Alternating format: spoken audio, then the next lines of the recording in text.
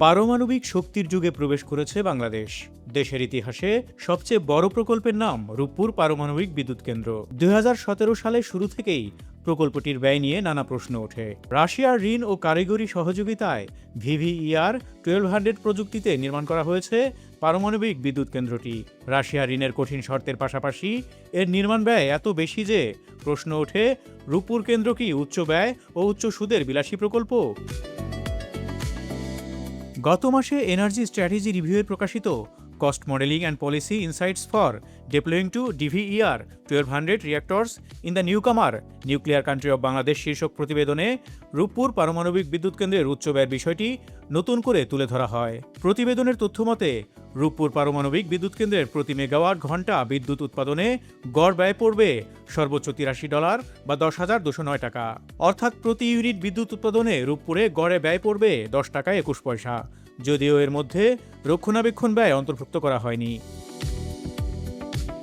এর আগে 2018 সালের আগস্টে ইনস্টিটিউশন অব ইঞ্জিনিয়ার্স বাংলাদেশ আয়োজিত nuclear energy development in Bangladesh opportunities and challenges শীর্ষক সেমিনারেও রূপপুর পারমাণবিক বিদ্যুৎ কেন্দ্রের সর্বোচ্চ ব্যয়ের তথ্য তুলে ধরা হয়। সে সময় দেখানো হয় রূপপুর পারমাণবিক বিদ্যুৎ কেন্দ্রের নির্মাণ ব্যয় $1,379 কোটি। বিদ্যুৎ কেন্দ্রটির উৎপাদন ক্ষমতা 2,400 মেগাওয়াট। এতে কেন্দ্রটিতে কিলোওয়াট প্রতি নির্মাণ ব্যয় পড়ছে $5,746। এটি রাশিয়ান VVER প্রযুক্তিতে চলমান ও নির্মিতব্য যে কোনো প্রকল্পের চেয়ে বেশি। এদিকে 2024 সালের 5 আগস্ট হাসিনা সরকারের পতনের পর অন্তর্বর্তীকালীন সরকারের গঠিত শ্বেতপত্র প্রণয়ন কমিটি রূপপুর পারমাণবিক বিদ্যুৎ কেন্দ্রের নির্মাণ ব্যয় নিয়ে প্রশ্ন তোলে। কমিটি এ সংক্রান্ত প্রতিবেদনে জানায়, রূপপুর পারমাণবিক বিদ্যুৎ কেন্দ্র নির্মাণে $520 কোটি বাড়তি ব্যয় ধরা হয়েছে। রূপপুর পারমাণবিক বিদ্যুৎ কেন্দ্র প্রকল্পটি বাস্তবায়ন করছে রাশিয়ার অ্যাটমস্ট্রয় এক্সপোর্ট। 2015 সালের ডিসেম্বরে এই চুক্তি সই করা হয়। বিদ্যুৎ কেন্দ্রটির নির্মাণকাল ধরা হয়েছিল 7 বছর, অর্থাৎ 2023 সালে প্রথম ইউনিট উৎপাদন শুরু করার কথা ছিল ও দ্বিতীয় ইউনিট 2024 সালে। যদিও নানা জটিলতা শেষে প্রথম ইউনিট আগামী আগস্টে উৎপাদন শুরু করতে পারে, আর দ্বিতীয় ইউনিট উৎপাদন শুরু করবে 2027 সালে। বিদ্যুৎ কেন্দ্রটির আয়ুষ্কাল ধরা হয়েছে 60 বছর।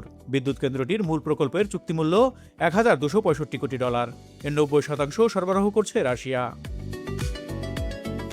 তথ্য বিশ্লেষণে দেখা গেছে 2016 সালের জুলাইয়ে ঋণ চুক্তি সইয়ের সময় লাইবর ছিল 0.50%, অর্থাৎ ওই সময় রাশিয়া ঋণের সুদ দিতে হতো 2.25% হারে। তবে 2023 সালে লাইবর বেড়ে 5%-এর বেশি হয়। এতে রাশিয়া ঋণের সুদ দিতে হয় 7%-এর বেশি হারে।